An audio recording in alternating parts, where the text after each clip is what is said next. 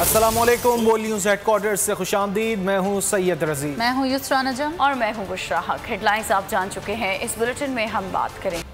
Bulletin में सबसे पहले आपको बताएं कि हुकूमत साजी का अहम मरहला 8 रोज बाद मुकम्मल हो गया। 34 रुकनी वफाकी काबीना ने हल्फ उठा लिया। ऐवान सदर में मुनक़िदा तकरीब में कायम मकाम सदर सादिक संजानी ने हल्फ लिया।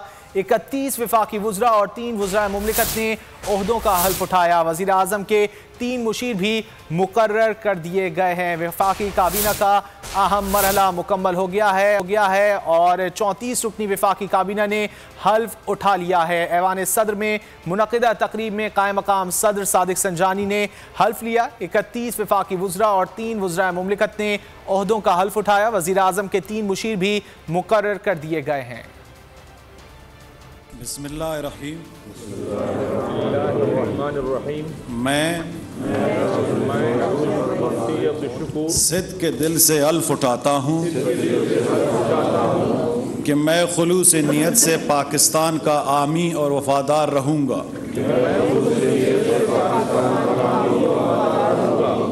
कि बहैसियत वफाकी वज़ीर मैं अपने फ़राइज़ व कारहाय मनसबी ईमानदारी, अपनी इंतहाई सलाहियत और वफादारी के साथ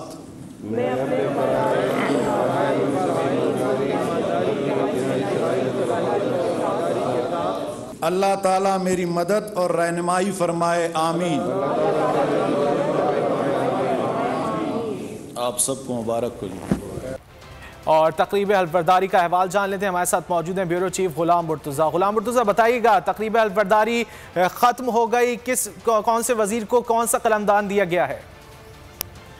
जी अभी कलमदान का जो है फैसला नहीं किया गया। अभी वज़ीर आज़म जो है उन्होंने सिर्फ काबीना अरकान नामजद किए थे, जिनसे साबिक़ सदर सादिक संजानी ने हलफ लिया है। और अब हलफ के बाद इनके पोर्टफोलियोज जो है वो काबीना डिवीज़न जारी करेगा और अभी से कुछ देर बाद इम्कान है कि ये इनके जो पोर्टफोलियोज हैं वो भी जारी कर दिए जाए। काबीना में इस वक्त 31 वफाकी वज़रा को शामिल किया गया है। 3 वज़रा मुमलकत हैं और जबकि 3 मुशीर भी काबीना का हिस्सा होंगे। आज तकरीबन 34 वज़रा जो है, वफाकी वज़रा और 3 वज़रा मुमलकत ने अपना हल्फ उठाया है। नून लीग के 14 जो वज़रा है इसमें काबीना में शामिल होंगे। पीपल्स पार्टी के 2 अरकान को शामिल किया गया है और अभी तक की जो इतलात है उनके मुताबिक जो एडीक्यूएम है उनके 2 कारकुन शामिल किए गए हैं। बीएनपी और जमीयत जो जमहूरी वतन पार्टी है उनका एक जो एमएनए है उनको वफाकी वज़ीर का ओहदा दिया गया है। पाकिस्तान पीपल्स पार्टी के कुर्सी शाह हैं, नवीद कमर हैं, शहरी रहमान है, मुर्तज़ा महमूद रहमान मज़ारी हैं, आबुद हुसैन भाइयों, शाजिया मरी काबीना में शामिल हैं। जबकि एमक्यूएम के अमीन अल हक और फैसल सब्ज़वारी इस काबीना का हिस्सा होंगे। जेयूएफए के जो है मौलाना असद महमूद है, मौलाना अब्दुल वासे हैं, मुफ्ती अब्दुल शकूर हैं, तलाब महमूद हैं और बाप के इसरार तरीन हैं, नवाब शाहजहान भुट्टी हैं। काफी के तारक मशीर चुवा जो है वो भी उसमें शामिल है। आयशा गौश बादशाह जो है और हिना रबानी कार, अब्दुर्रहमान कांजू और मुस्तफा नवाब की मुमलकत जो है वो बनाए गए हैं। जी गुलाम मुर्तज़ा, ये बताइएगा, कलमदान भी आज ही फाइनलाइज हो जाएंगे? जी कलमदान आज ही इनको दे दिए जाएंगे। कुछ के पोर्टफोलियोज जो हैं वो रात ही फाइनल कर लिए गए थे, लेकिन अभी उनका क्योंकि अनाउंसमेंट नहीं किया गया है, इनका जो काबीना डिवीजन है अभी कुछ देर बाद ही करेगी, जिनमें तमाम वफाकी वज़रा को उनके पोर्टफोलियोज दे दिए जाएंगे और आज ही ये तमाम वज़रा अपने महकमों में जाके अपनी वज़ारतों का चार्ज भी संभाल लेंगे। 34 रुकनी वफाकी काबीना ने अपने ओहदों का हल्फ उठा लिया है। बहुत शुक्रिया गुलाम मुर्तज़ा, आपने इस हवाले से अपडेट किया। और बिलावल मरकजी क़यादत का हिस्सा क्यों नहीं, पीपल्स पार्टी की मरकजी काबीना ने मुखालफत कर दी। बिलावल भुट्टो काबीना में शमूलियत पर पीपल्स पार्टी में इख्तिलाफात, इस हवाले से क्या तफसीलात बताएंगे हमारे नुमाइंदे मलिक सईद अवान। जी बताइएगा मलिक सईद। जी बिल्कुल, बिलावल भुट्टो जरदारी की काबीना में शमूलियत के हवाले से पीपल्स पार्टी में इख्तलाफात मौजूद हैं और अभी तक जो है उनकी काबीना में शमूलियत का फैसला नहीं हो सका। जरा का ये बताना है कि मुस्लिम लीग नून बिलावल की बतौर वजीर खारजा काबीना में शमूलियत के ख्वाहिशमंद है, जबकि पीपी की सीनियर क़यादत बिलावल भुट्टो जरदारी की काबीना में शमूलियत की मुखालफत है। जरा का ये बताना है कि पीपल्स पार्टी के सीनियर रहनुमाओं का ये कहना है कि जुल्फ़िकार अली भुट्टो जब वजीर खारजा थे तो वो मौजूद नहीं थी। बिलावल भुट्टो पार्टी की सरबराही करते हैं और इत्तेहादी हुकूमत का उन्हें वजीर नहीं बनना चाहिए। आसिफ अली जरदारी भी बिलावल भुट्टो की इत्तेहादी हुकूमत में बतौर वजीर शमूलियत के मुखालिफ हैं।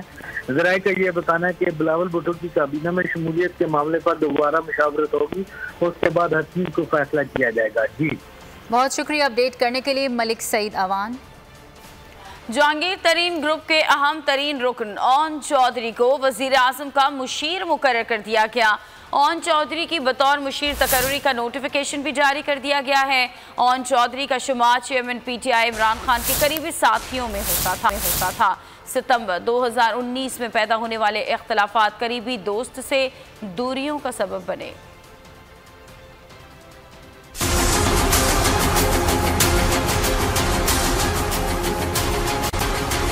कल तक जो था इमरान खान का हम कदम, आज शहबाज शरीफ के लिए हुआ बहुत ही अहम। वज़ीर आज़म के मुशीर ओन चौधरी तरीन ग्रुप के अहम तरीन रहनुमाओं में एक हैं। इमरान खान के दस्ते राज थे, करीबी रवाबित के बायस चर्चे में थे। इमरान खान की शादी की तकरीब हो या दीगर अहम मौके, कोई शख्स इमरान खान के करीब था तो वो ओन चौधरी ही था। 2018 के आम इंतखाबात के बाद सियासी करियर का आगाज़ किया। PTI सेक्रेटेरिएट में खिदमात अंजाम दी। बनीगाला में कायम सेक्रेटेरिएट में भी जिम्मेदारियां निभाईं। बाद में उन्हें वज़ीर आला उस्मान बुज़दार का मुशीर मुकर्रर किया गया। 13 सितंबर 2019 को बाज़ इख्तलाफात के बायस बुज़दार ने ये ओहदा छीन लिया और यही वो इक़दाम था जिसने ओन चौधरी को पार्टी से दूर कर दिया।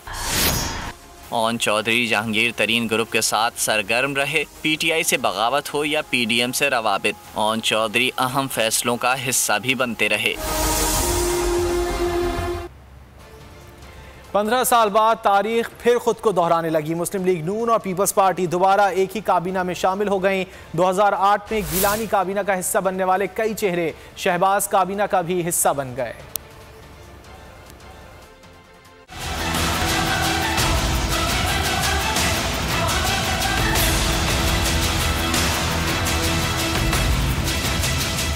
तारीख खुद को दोहराने लगी। दो बड़ी जमातें एक बार फिर इत्तेहादी बन गईं। मुस्लिम लीग नून और पीपल्स पार्टी फिर एक साथ। दोनों जमातें दूसरी बार एक ही काबीना का हिस्सा बन गईं।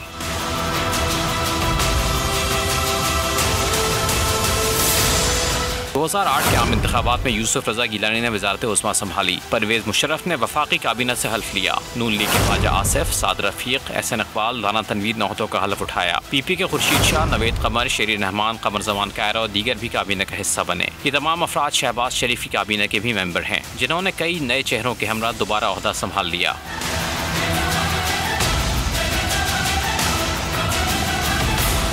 माजी में मुश्तरका काबीना का तजुर्बा दोनों जमातों के लिए कुछ ज़्यादा अच्छा ना रहा। मुस्लिम लीग नून बाज़ मामलात पर नाराज़गी के बाद हुकूमत से अलहदा हो गई थी।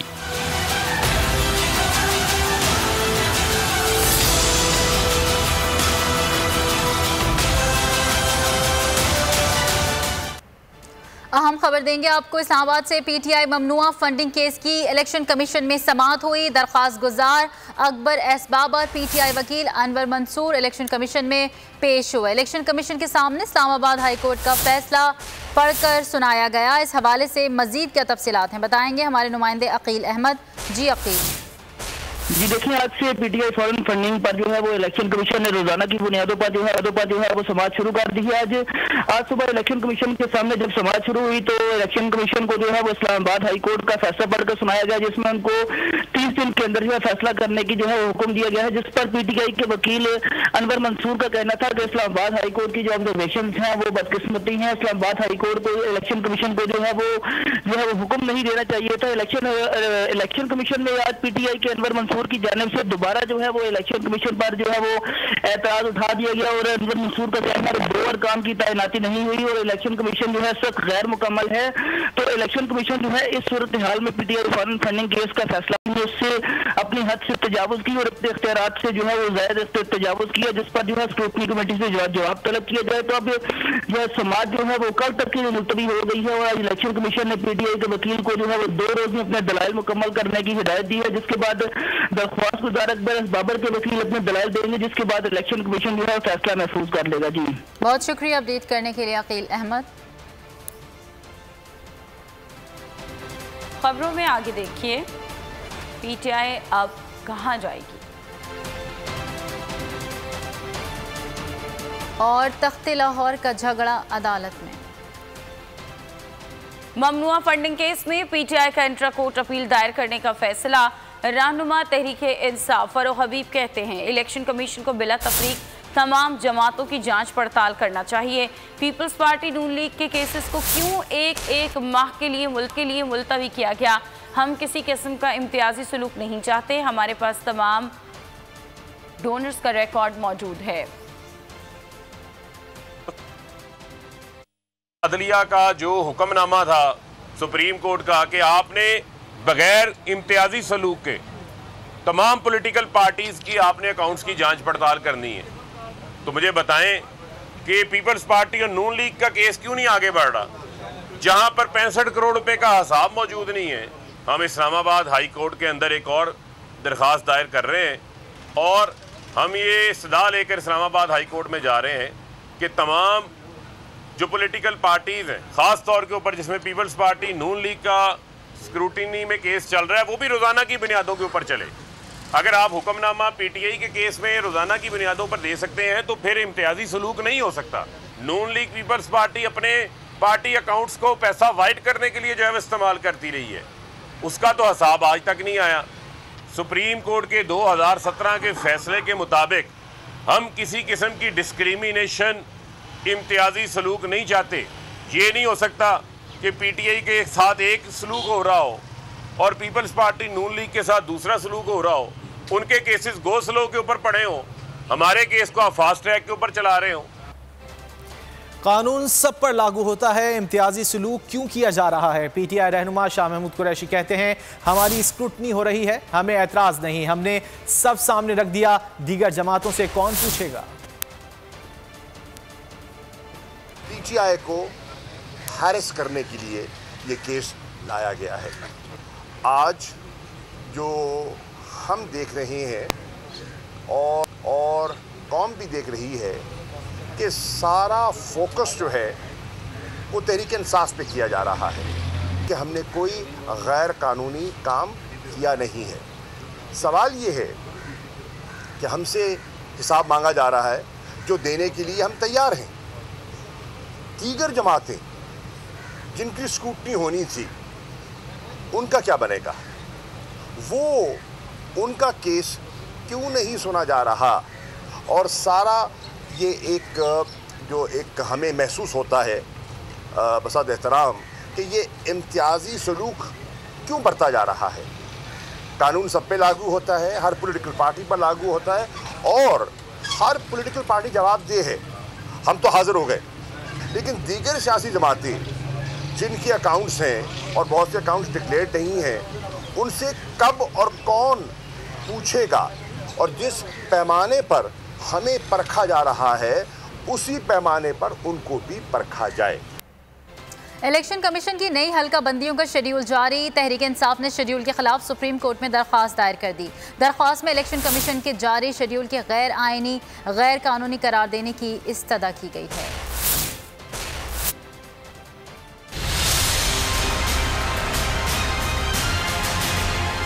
हल्का बंदियों का शेड्यूल आइन और कानून के बरखिलाफ है। नई मर्दमशुमारी तक नई हल्का बंदियों की ज़रूरत नहीं। तहरीक इंसाफ ने अदालत का दरवाज़ा खटखटा दिया। असद उमर ने सुप्रीम कोर्ट में दरख्वास्त दायर कर दी। दरख्वास्त में मौक़िफ़ अपनाया। 3 मई 2018 में कराई गई हल्का बंदियाँ दुरुस्त हैं। इलेक्शन कमीशन को किसी किस्म की इंतखाबी अमल में ताख़ीर से रोका जाए। दरख्वास्त में कहा गया है अदालत उज़्मा इलेक्शन कमीशन और सेक्रेटरी इलेक्शन कमीशन को इंतखाबी अमल यकीनी बनाने का हुक्म दे। दरख्वास्त में वफाक election commission, secretary election commission, इदारा शुमारियात, सूबाई चीफ सेक्रेटरीज और सेक्रेटरी काबीना को फरीक बनाया गया है। जस्टिस काजी फाइज ईसा के खिलाफ केस दायर करना गलती थी। हमें गैर ज़रूरी तौर पर अदालती महाज आराई नहीं करना चाहिए थी। साबिक़ वज़ीर कानून ने जस्टिस काजी फाइज ईसा के मुख्तलिफ फ्लैट्स और असासों के बारे में ब्रीफ किया था। चेयरमैन PTI इमरान खान ने सीनियर सहाफ़ियों से बात करते हुए कहा कि मेरे तोहफे मेरी मर्जी, तोशाखाना से जो लिया सब रिकॉर्ड पर है। इमरान खान ने अपनी गलती का एतराफ़ करते हुए कहा उस्मान बुज़दार को हटाने का फैसला दुरुस्त नहीं था। जिनके खिलाफ केसेस थे वो वज़ीर आला बनना चाहते हैं। मौजूदा चीफ इलेक्शन कमिश्नर के खिलाफ रेफरेंस दायर करने का ऐलान। कहा चीफ इलेक्शन कमिश्नर की तैनाती एस्टैब्लिशमेंट के। सब्सक्राइब करें और बेल दबाएं ताकि कोई खबर रह न जाए।